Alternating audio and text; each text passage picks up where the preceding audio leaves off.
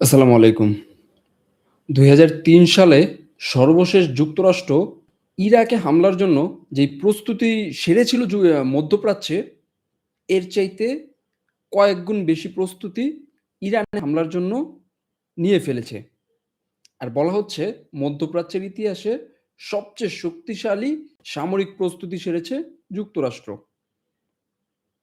২০০৩ সালে যখন ইরাকে হামলা হয় বা ইরাকে হামলার জন্য সামরিক প্রস্তুতি নেয়, তখন সেটাকে বলা হয়েছিল মধ্যপ্রাচ্যের ইতিহাসে সবচেয়ে শক্তিশালী সামরিক উপস্থিতি। কিন্তু এইবার ২০২৬ সালে এসে মার্কিন যুক্তরাষ্ট্র সেটাকেও হার মানিয়েছে। ধারণা করা হচ্ছে ইরাক যুদ্ধে যেই পরিমাণ সামরিক প্রস্তুতি নেয়া হয়েছিল, এর চাইতে কয়েক গুণ বেশি সামরিক প্রস্তুতি মার্কিন যুক্তরাষ্ট্র সেরেছে। শত, শত যুদ্ধবিমান, তাও আবার অত্যাধুনিক যুদ্ধবিমান। তারপর হচ্ছে রণতরী, সাবমেরিন, যুদ্ধজাহাজ সবকিছু নিয়ে একসাথে ইরানের উপর ঝাঁপিয়ে পড়ছে। প্রায় ১.৫ থেকে ২ মাসের মতো সময় নিয়েছে।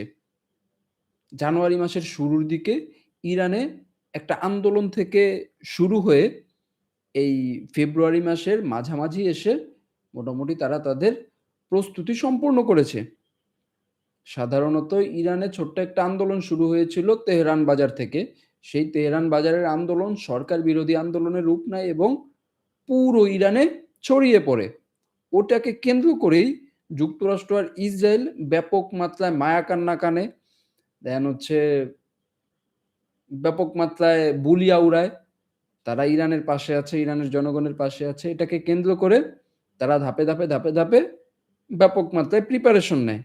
তাদের প্রিপারেশন আরো আগেই সম্পন্ন হতো যদি মধ্যপ্রাচ্যের দেশগুলো নাক না গলাতো। সৌদি আরব, কাতার, তুরস্ক এবং অন্যান্য যেই দেশগুলো আছে, সৌদি আরবের মিত্র যেই দেশগুলো আছে, এই দেশগুলো যদি নাক না গলাতো, মাথা না ঘামাতো, সেক্ষেত্রে হয়তোবা প্রস্তুতি আরো আগেই সম্পন্ন হতো। হয়তোবা আরো আগেই ইরানে একটা হামলা হয়ে যেত। কিন্তু সৌদি আরব, তুরস্ক আর অন্যান্য মিত্র দেশগুলোর চাপে যুক্তরাষ্ট্র এতদিন সময় নিয়েছে বা এখনো সময় নিচ্ছে। এখনো আলোচনার উপরেই আছে। গত মঙ্গলবার সুইজারল্যান্ডের জেনেভায় ২য় ধাপের আলোচনা হয়েছে। সেখানে আলোচনার কোনো রেজাল্ট বের হয়নি। ১ম এ আব্বাস আরাকচি, ইরানের পররাষ্ট্রমন্ত্রী আব্বাস আরাকচি বলেছিল যে, "এই আলোচনা ফলপ্রসূ হয়েছে। আমরা মার্কিন যুক্তরাষ্ট্রকে আমাদের দাবি জানিয়েছি। তারা হয়তোবা আমাদের দাবি মেনে নিতে পারে।" কিন্তু ঠিক এরপরই গতকালকে ইরানের কিছু পার্লামেন্ট মেম্বার বলছে, ইরানের কিছু সামরিক মেম্বার সহকারে বলছে যে, "এই আলোচনা আসলে ভেস্তে যাওয়ার সম্ভাবনা সবচেয়ে বেশি।" এখানে ইরান যুক্তরাষ্ট্রকে যেই প্রস্তাবগুলো দিয়েছে, ওই প্রস্তাবগুলো যুক্তরাষ্ট্র নাও মানতে পারে। না মানার সম্ভাবনা সবচেয়ে বেশি। তাই এই প্রস্তাবগুলো আসলে যুক্তরাষ্ট্র না মানলে একটা যুদ্ধ শুরু হয়ে যেতে পারে। আর এর মধ্যেই যুক্তরাষ্ট্রের অত্যাধুনিক যে যুদ্ধবিমানগুলো আছে F-35, F-22 Raptor, F-16 এই যুদ্ধবিমানগুলোকে ঠিক যুক্তরাষ্ট্র থেকে ইউরোপে পাঠিয়েছে, ইউরোপ থেকে এখন মিডল ইস্টে নিয়ে এসেছে। প্রায় ৩ থেকে ৪০০ র মতো অত্যাধুনিক যুদ্ধবিমান এখন অবস্থান করছে মিডল ইস্টে। মিডল ইস্ট পাশাপাশি স্পেনের যে ঘাঁটিগুলো আছে, ইউরোপের ২-১ টা ঘাঁটি সহকারে। এই পরিমাণ যুদ্ধবিমান এখন মিডল ইস্টকে বা ইরানকে টার্গেট করে আনা হয়েছে। একটা রণতরী অলরেডি হরমুজ প্রণালীর কাছাকাছি আছে। আরেকটা রণতরীকে আনা হচ্ছে। সেটা ইউরোপ থেকে এখন ধাপে ধাপে দিকে আসছে। হয়তোবা আরো কিছুদিন সময় লাগবে। আরো ৫-৭ দিন সময় লাগবে ইসরায়েলের কাছাকাছি আসতে। আর এর মধ্যেই যুক্তরাষ্ট্র আলোচনার বলিয়া উড়াচ্ছে, আলোচনা হচ্ছে, আলোচনা হবে। এই কথা বলছে কিন্তু দিন শেষে তারা তাদের প্রস্তুতি সম্পন্ন করছে। ওইদিকে তুরস্ক, সৌদি আরব একটা চেষ্টা করছে যাতে সমাধানে আসা যায়। কিন্তু যুক্তরাষ্ট্র আর ইরান কোনো ধরনের সমাধানে যেতে চাইছে না। ইরানও যুদ্ধ প্রস্তুতি নিচ্ছে। তারপর হচ্ছে যুক্তরাষ্ট্র যুদ্ধ প্রস্তুতি নিচ্ছে। যুক্তরাষ্ট্র তো একদম ১ম দিন থেকেই যুদ্ধ প্রস্তুতি নেয়া শুরু করেছে। ইরানও এখন মোটামুটি তাদের নিজেদের ভিত্তি শক্ত করে যুদ্ধ প্রস্তুতি নিচ্ছে। এর মধ্যেই আজকে ইরান আর রাশিয়ার নৌমহড়া চলছে। হরমুজ প্রণালীর পাশেই নৌমহড়া চলছে। এটা হচ্ছে ফেব্রুয়ারি মাসের শুরুতেই ইরান, চীন আর রাশিয়া মিলে একটা চুক্তি হয়েছিল। ওই চুক্তির আন্ডারেই এই সামরিক মহড়া হচ্ছে। ওই চুক্তিতে সরাসরি কোনো সামরিক সহায়তা দেওয়ার কথা না হলেও বা সরাসরি আমার উপর আক্রমণ হলে অন্য মিত্র ২ দেশের উপর আক্রমণ হওয়া এই ধরনের কোনো চুক্তি না থাকলেও যদি কোনো দেশ যুদ্ধে আক্রান্ত হয় তাকে সামরিক সহায়তা, তারপর কূটনৈতিক সহায়তা এবং অর্থনৈতিক সহায়তা দেওয়ার প্রতিশ্রুতি বা চুক্তি করা হয়েছে। সেই আঙ্গিকেই দেখা যাচ্ছে এই ফেব্রুয়ারির মাঝামাঝি এসে হরমুজ প্রণালীর কাছে, যেটা মোটামুটি ইরানের একটা ট্রাম্প কার্ড। যদি হরমুজ প্রণালী ইরান বন্ধ করে দেয়, মার্কিন যুক্তরাষ্ট্র যুদ্ধ থামাতে বন্ধ, বা সহজ ভাষায় আপনি বলতে পারেন ইরানের সবচেয়ে বড় ট্রাম্প কার্ড হচ্ছে হরমুজ প্রণালী। সেই হরমুজ প্রণালীর কাছাকাছি লাইভ ফায়ার মহড়া করছে ইরান আর রাশিয়া। ধারণা করা হচ্ছে ২-১ দিনের মধ্যে চীনও যুক্ত হবে। কারণ ফেব্রুয়ারি মাসের শুরুতে যে ডিল হয়েছিল সেই ডিলের অংশীদার চীনও। আর এই ইরানকে ঘিরে মোটামুটি ব্যাপক মাত্রায় একটা রণকৌশল সাজিয়েছে যুক্তরাষ্ট্র। মধ্যপ্রাচ্যে কয়েকটি সাবমেরিন এনেছে। তারপর অলরেডি তো আপনারা জানেন রণতরী এসেছেই। যুদ্ধজাহাজ এসেছে ১৫-২০টার মতো যুদ্ধজাহাজ। তারপর একটা রণতরী আছে, আরেকটা আসছে। ওইদিকে যুদ্ধ বিমান এনেছে। তাও আবার তাদের সর্বোচ্চ অত্যাধুনিক যে যুদ্ধ বিমানগুলো F-35, F-22। আবার ওইখানে ইসরায়েলের কাছে প্রায় ৪৮টির মতো F-35 আছে। ২০০+ F-16 যুদ্ধ বিমান আছে। তো সবকিছু মিলিয়ে হামলা করলে মার্কিন যুক্তরাষ্ট্র একা করবে না। হামলা করলে মার্কিন যুক্তরাষ্ট্র একা করবে না। তারা ইসরায়েলকে নিয়েই করবে। এখন ইসরায়েলকে রক্ষায় যেটা করছে যুক্তরাষ্ট্র, সেটা হচ্ছে তাদের যে রণতরী দ্বিতীয়টা আছে ইউএসএস জেরাল্ড ফোর্ড, সেটাকে তারা ইসরায়েলকে রক্ষায় কাজে লাগাতে যাচ্ছে। পাশাপাশি তারা সাইপ্রাসের একটা ঘাঁটি আছে, এই ঘাঁটিটাকে কাজে লাগাতে যাচ্ছে। এটা দেখবেন সাইপ্রাস। এটা হচ্ছে সাইপ্রাস। এইটুকু হচ্ছে তুর্কি, এইটুকু হচ্ছে গ্রিক সাইপ্রাস। এই জায়গাটাতে ইউকের একটা ঘাঁটি আছে। এই সামরিক ঘাঁটিটা আপনি বলতে পারেন যে একটা স্বায়ত্ত শাসন, বা এই যেই জায়গাটুকুতে ইউকের সামরিক ঘাঁটি আছে, এই ঘাঁটিটুকু যুক্তরাজ্যের নিজস্ব জায়গা। এটা সাইপ্রাস যুক্তরাজ্যকে দিয়ে দিয়েছে। আর এটার বেসিসেই গ্রিনল্যান্ডে একটা আলোচনা হচ্ছে, এটা অলরেডি বলেছি। তো এটার বেসিসেই গ্রিনল্যান্ডে একটা আলোচনা হচ্ছে। যুক্তরাষ্ট্র যেখানে থাকবে, যেই ঘাঁটিটা নিবে, ওই ঘাঁটির জায়গা, আশেপাশের কিছু জায়গা যুক্তরাষ্ট্রের থাকবে আর অন্যান্য জায়গা ডেনমার্কের থাকবে। তো এইখান থেকে, এই ঘাঁটি থেকে, এই এয়ারবেস থেকে যুক্তরাজ্য তাদের অত্যাধুনিক যুদ্ধ বিমানগুলো উড়িয়ে দেন ইসরায়েলে আসা যে মিসাইলগুলো আছে, সেই মিসাইলগুলো আটকায় কিভাবে? এটা যদি আরেকটু উপর থেকে দেখেন, সেক্ষেত্রে আরো সহজে আপনি বুঝতে পারবেন। এখানে এটা সাইপ্রাস বা যুক্তরাজ্যের, আর এইদিকে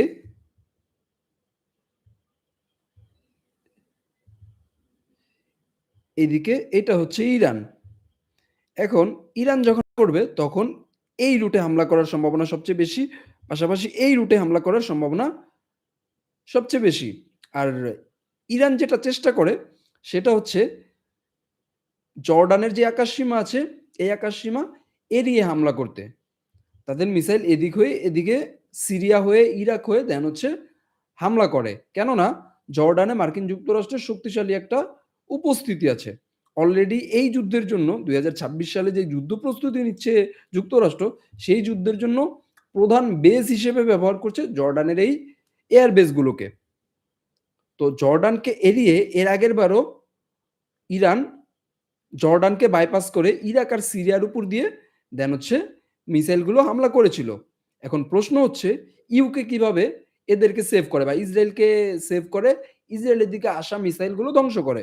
তো ধরুন এটা হচ্ছে ইসরায়েল, এটা হচ্ছে ইউকের ঘাঁটি। ইউকের যুদ্ধ বিমানগুলো ওড়ে। অত্যাধুনিক যুদ্ধ বিমানগুলো উড়ে দেন হচ্ছে এই অঞ্চলটাতে এই অঞ্চলটাতে থাকে। আর এই অঞ্চলে থাকা অবস্থায় তাদের যুদ্ধ বিমানের রাডারে ইরানের যেই মিসাইলগুলো আছে, ওই মিসাইলগুলো ধরা পড়ে। ওই মিসাইলগুলো ধরা পড়লে দেন হচ্ছে তারা তাদের এই যুদ্ধ বিমানগুলো দিয়ে এগুলো ধ্বংস করে। অনেক সময় দেখা যায় তারা সিরিয়ার ভিতরেও ঢুকে যায়। তারা সিরিয়ার ভিতরেও ঢুকে যায়, কেননা গত জুন মাসের যুদ্ধে এটা কয়েকবার করেছে। যুক্তরাজ্য এটা কয়েকবার করেছে। আর গত জুন মাসে সিরিয়ার আকাশ প্রতিরক্ষা ব্যবস্থা নেই বললেই চলে। কিছুদিন আগে তুরস্ক দামেস্কে একটা আকাশ প্রতিরক্ষা ব্যবস্থা বসিয়েছে, কিন্তু ওইটা এখনো সামরিকভাবে ইউজ হচ্ছে না।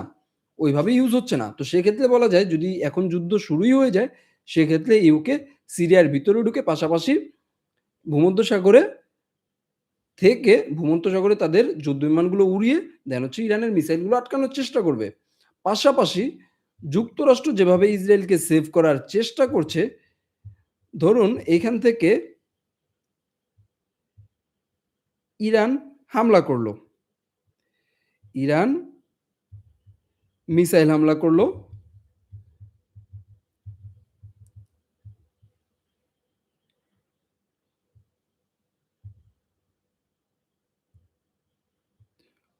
প্রথমত হচ্ছে যুক্তরাষ্ট্রের এখন যেই রণতরীটি আছে ইউএসএস জেরাল্ড ফোর্ড, সেটা হচ্ছে এই রুট দিয়ে আসবে। ধারণা করা হচ্ছে এটা এখন মরক্কোর আশেপাশে আছে। তো এই রুট দিয়ে এসে দেন হচ্ছে ঠিক এই ভূমধ্যসাগরের এই দিকে অবস্থান করবে বা ইসরায়েলের কাছাকাছি অবস্থান করবে। কেননা ইরান যদি হামলা করে, ইরান যদি তাদের উপর মিসাইল হামলা করে, সেক্ষেত্রে ইসরায়েলের কাছাকাছি থেকে ইসরায়েলে যেই মিসাইলগুলো আছড়ে পড়বে বা ইসরায়েলের দিকে যেই মিসাইলগুলো আসবে, সেগুলোকে রণতরীর যেই এয়ার ডিফেন্স সিস্টেম আছে, রণতরীতে যেই এয়ার ডিফেন্স সিস্টেমগুলো আছে, সেগুলো দিয়ে ডিটেক্ট করে দেন হচ্ছে ধ্বংস করবে। পাশাপাশি এইদিকে তো তাদের মিত্র ইউকের একটা বেজ আছেই। সেই ইউকের বেজ থেকেও তাদের অত্যাধুনিক যুদ্ধ বিমানগুলো উড়ে দেন হচ্ছে ইরানের এই মিসাইলগুলো ধ্বংস করবে।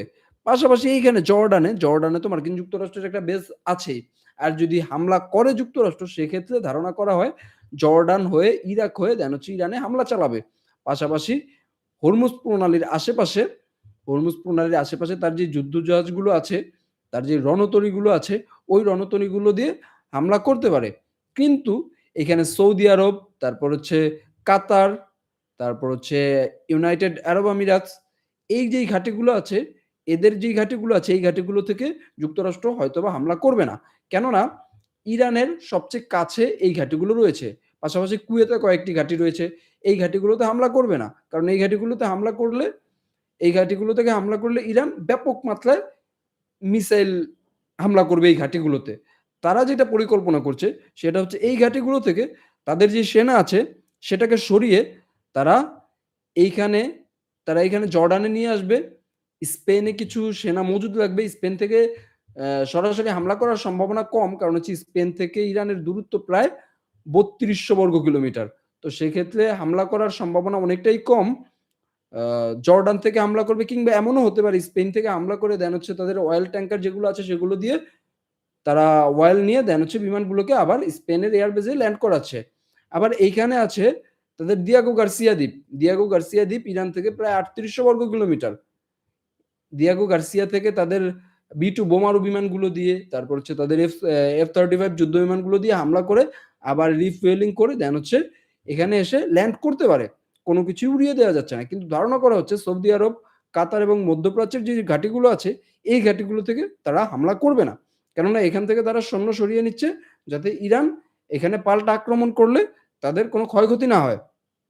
কিন্তু ওইদিকে ইউকে কাতারের আল উদেইদ ঘাঁটিতে তাদের অত্যাধুনিক যুদ্ধ বিমানগুলো ইউরোফাইটার টাইফুন, তারপর হচ্ছে তাদের অন্যান্য যেই যুদ্ধ বিমানগুলো আছে সেগুলোকে একত্রিত করছে, যাতে ইরান যদি পাল্টা হামলা চালায় এই ঘাঁটিগুলোতে হামলা চালালে ইরানের পাল্টা হামলাকে প্রতিরোধ করবে ইউকে। কিন্তু ইউকে সরাসরি ইরানের সাথে যুদ্ধে যাবে না। কিন্তু এর আগে যুদ্ধে না গেলেও এইখানে থেকে সাইপ্রাসে থেকে তারা ইরানের মিসাইলগুলো আটকে দিয়েছিল, ইরানের ড্রোনগুলো আটকে দিয়েছিল। তারা ইসরায়েলকে রক্ষায় এটা করেছে। কিন্তু এখন বলছে আমরা সরাসরি যুক্তরাষ্ট্রের সাথে হামলায় না গেলেও আমরা মধ্যপ্রাচ্যে আমাদের যে ঘাঁটিগুলো আছে আমাদের মিত্রদের যে ঘাঁটিগুলো আছে সেগুলোকে রক্ষায় এগিয়ে আসব। ইরান যদি পাল্টা আক্রমণ চালায় সেক্ষেত্রে আমরা এটা করব। এটা করতে আমরা বাধ্য। তো সর্বশেষ যে বিষয়টি সেটি হচ্ছে মার্কিন যুক্তরাষ্ট্রের যেই রণতরীটি আছে এটি আসতে ইসরায়েলের কাছাকাছি আসতে আরো ৪-৫ দিন লাগবে। বা ৩ দিনের মধ্যেও চলে আসতে পারে। এখন আ কিছুটা তাড়াহুড়া করতে পারে। সেক্ষেত্রে ৩ দিনের মধ্যেও ইসরায়েলের কাছাকাছি চলে আসতে পারে। আর এই ৩ দিনের মধ্যে চলে আসলে হয়তোবা ধারণা করা হচ্ছে ৩ দিন পরে ইরানের উপর একটা হামলা হতে পারে। কিন্তু এর মধ্যে অলরেডি সৌদি আরব তুরস্কের প্রচেষ্টা জারি আছে। যদি সম্ভব হয় সেক্ষেত্রে ইরানের হামলা আরো পেছাতে পারে। এটা এখন সময়ের উপর ডিপেন্ড করছে। আর ইরানের মন মানসিকতা বা ইরানের ছাড় দেওয়ার উপর ডিপেন্ড করছে। কেননা মার্কিন যুক্তরাষ্ট্র মোটামুটি মন স্থির করেই ফেলেছে ইরানের সাথে একটা যুদ্ধ অনিবার্য। এই কারণে ইরানকে কিছুটা ছাড় দিতে হবে। আর এটার জন্য তুরস্ক আর সৌদি আরব ইরানকে মানানোর চেষ্টা করছে। কিন্তু ইরান আসলে এক পায়ে এক জায়গায় দাঁড়িয়ে আছে। সে নড়ছে না। যুক্তরাষ্ট্র যেমন নড়ছে না ইসরায়েলের কথায়, ঠিক তেমনই ইরানও নড়ছে না। ইরানের এটা লাগবে মানে লাগবে। এমন একটা পরিবেশে এখন মধ্যপ্রাচ্যের পরিস্থিতি একটা উত্তপ্ত তাওয়ার উপর আছে। যেকোনো সময় ব্লাস্ট করতে পারে। আ ধারণা করা হচ্ছে আগামী ৭২ ঘন্টার ভিতরেও আ একটা অঘটন ঘটতে পারে। তবে ইরানের জন্য স্বস্তির বিষয় হচ্ছে ঠিক এই সময়েই রাশিয়া, চীন তার পাশে শক্তভাবে দাঁড়িয়ে আছে এবং রাশিয়ার সাথে অলরেডি এই অঞ্চলে, এই হরমুজ প্রণালীর এই অঞ্চলটাতে সরাসরি লাইভ ফায়ারিং মহড়া চলছে। এটা ইরানকে আশ্বস্ত করছে। পাশাপাশি সৌদি আরব আর তুরস্কের সমর্থন তাকে আরো বেশি আশ্বস্ত করছে। এই হচ্ছে বিষয়। তাহলে দেখা যাক আগামী ৭২ ঘন্টায় কি ঘটে? সেটার উপর ডিপেন্ড করে আসলে বোঝা যাবে পরিস্থিতি কোন দিকে যাচ্ছে। তাহলে আজ রাখছি এখানেই। ভালো থাকবেন, সুস্থ থাকবেন। লাইক অ্যান্ড কমেন্ট করে অবশ্যই আপনার মতামত জানাবেন। আসসালামু আলাইকুম।